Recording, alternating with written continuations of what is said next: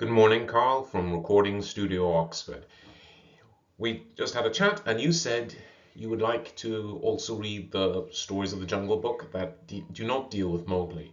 Well, this one is called The White Seal. We'll now go through chapter 4, part 1. Hush thee, my baby, the night is behind us, and black are the waters that sparkled so green. The moon o'er the combers looked downward to find us, and rests in the hollows that rustle between. Where billow meets billow, then soft be thy pillow. Our weary flipperling curl at thy ease. The storm will not wake thee, nor shark overtake thee, asleep in the arms of the slow swinging seas.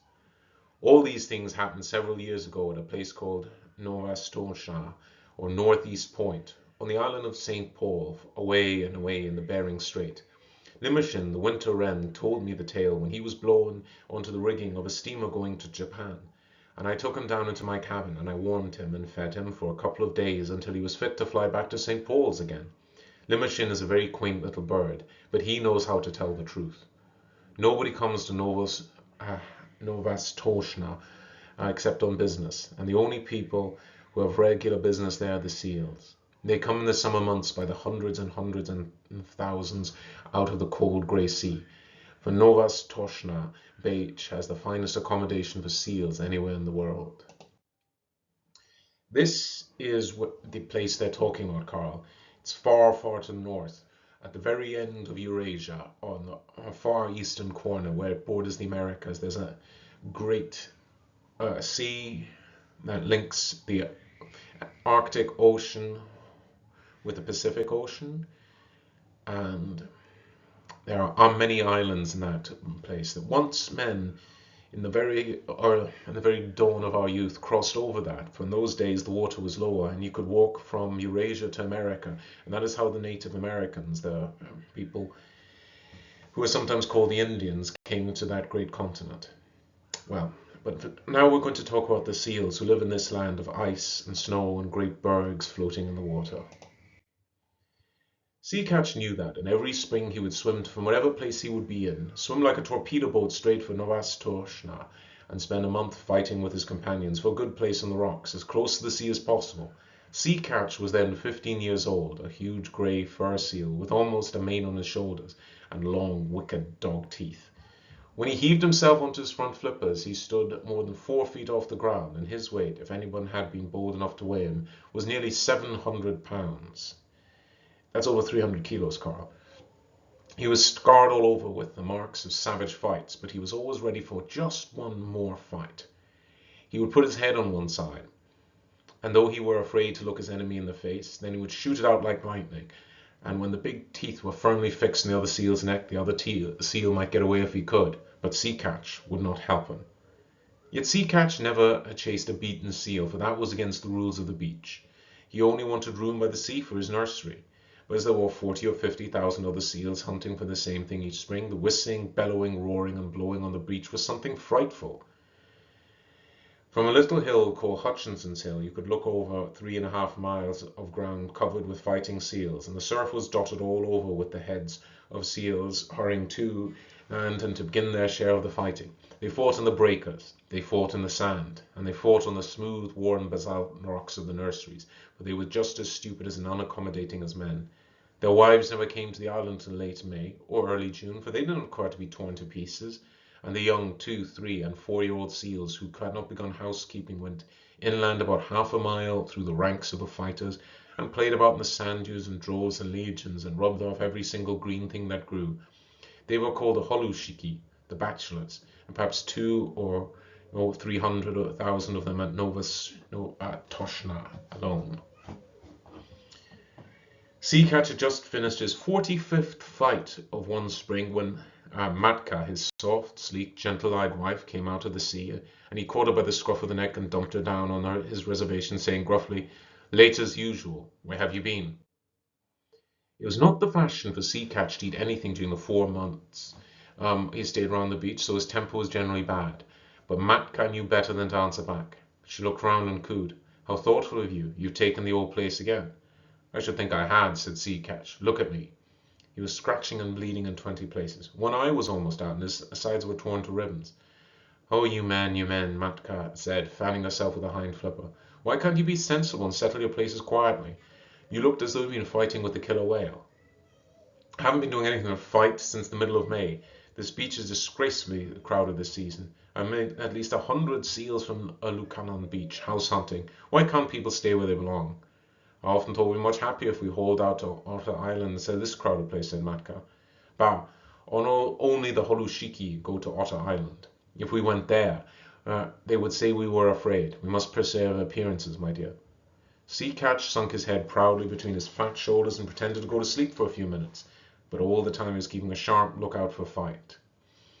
Now that all the seals and their wives were on the land, you could hear the clamour miles out to sea above the loudest gales. At the lowest counting, there were over 1,000,000 seals on the beach. Old seals, mother seals, tiny babies, and Holushiki, fighting, scuffling, bleating, crawling, and playing together, going down to the sea and coming up from it in gangs and regiments, lying over every foot of ground as far as the eye could reach, and skirmishing about in brigades through the fog. It was nearly always foggy at Novostoshna, except when the sun comes out and makes everything look all pearly and rainbow-colored for a little while. Kotick, Matka's baby, was born in the middle of that confusion, and he was all head and shoulders, with pale, watery blue eyes, as tiny seals must be, but there was something about his coat that made his mother look at him very closely. "Sea Catch," she said at last, "our baby's going to be white." "Empty clam shells and dry seaweed," snorted the Sea Catch. "There has never been such a thing in the world as a white seal." "I can't help that," said Matka. "There's going to be now." And she sang the low, crooning seal song that all mother seals sing to their babies. "You mustn't swim till you're 6 weeks old, or your head will be sunk by your heels. And summer gales and killer whales are bad for baby seals. Are bad for baby seals, dear rat, as bad can be. But splash and grow strong, and you won't be wrong, child of the open sea." Of course, the little fellow did not understand the words at first.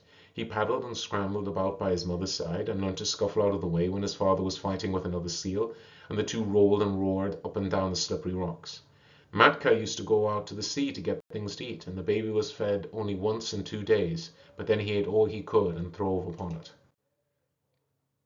The first thing he did was to crawl inland, and there met tens of thousands of babies his own age, and they played together like puppies, and went to sleep on the clean sand and played again. The old people in the nurseries took no notice of them, and the Holushiki kept to their own grounds, and the babies had a beautiful playtime. When Matka came from a deep-sea fishing, she would go straight to their playground and call as a sheep calls for a lamb, and wait until she heard Kotick bleat. Then she would take the straightest of straight lines in his direction, striking out with her foreflippers and knocking the youngsters head over heels right and left. There were always a few hundred mothers hunting for their children through the playgrounds, and the babies were kept lively. But Matka told Kotick, "So long as you don't lie in muddy water and get mange, or rub the hard sand on a crutch or scrat, and so long as you never go swimming when there's a heavy sea, nothing will hurt you here."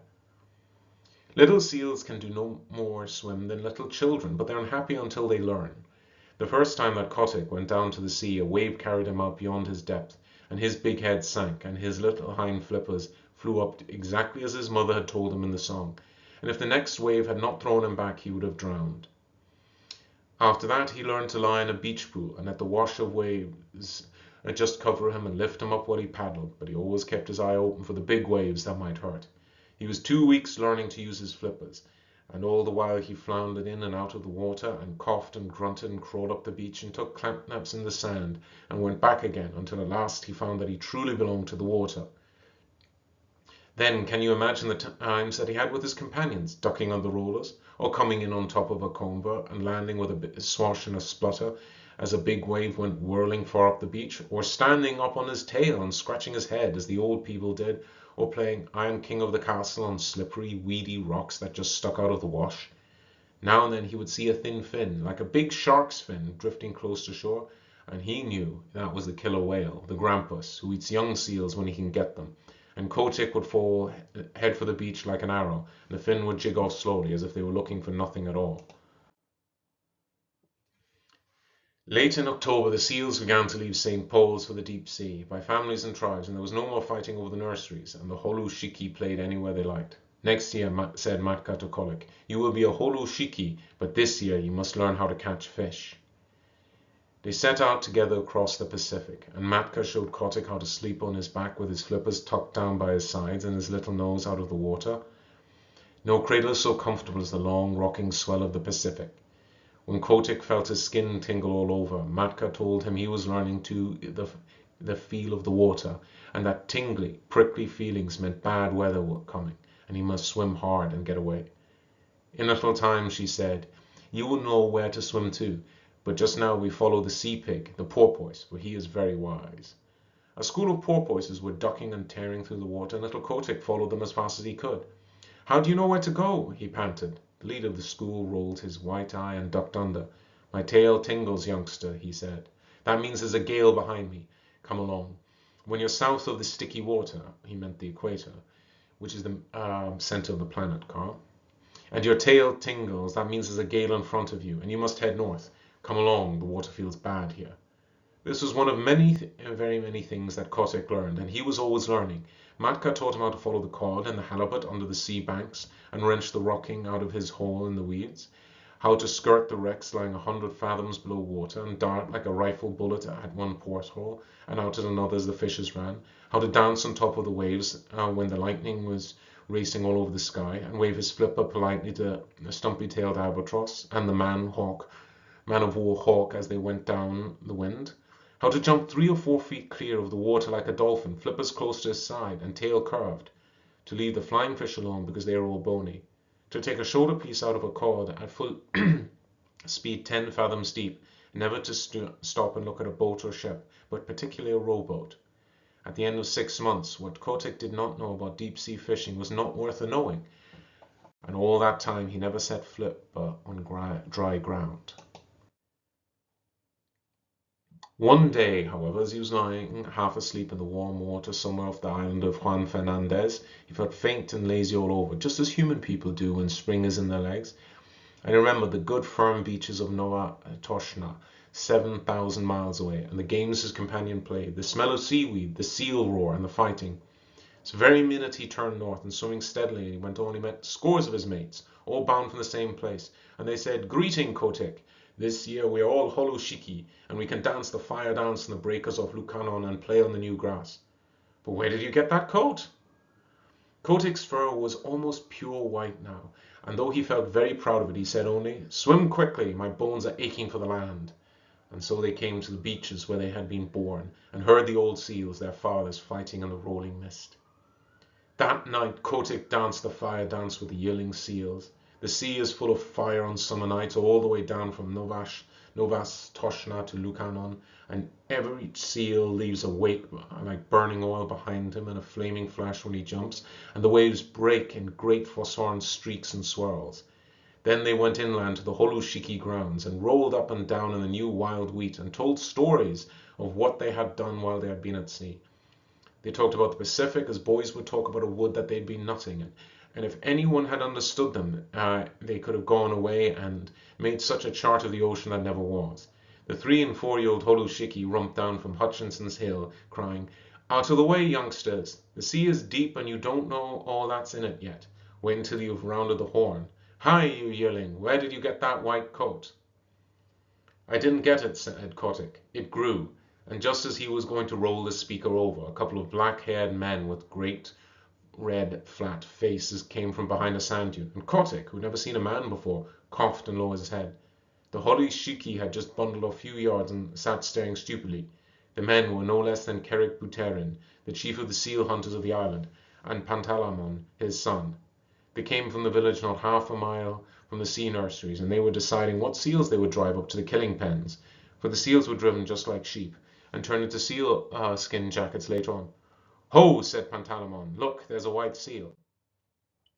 Kerik Buterin turned nearly white under his oil and smoke, for he was an Aleut, and the Aleut are not clean people. Then he began to mutter a prayer. Don't touch him, Pantalamon. There has never been a white seal since I was born.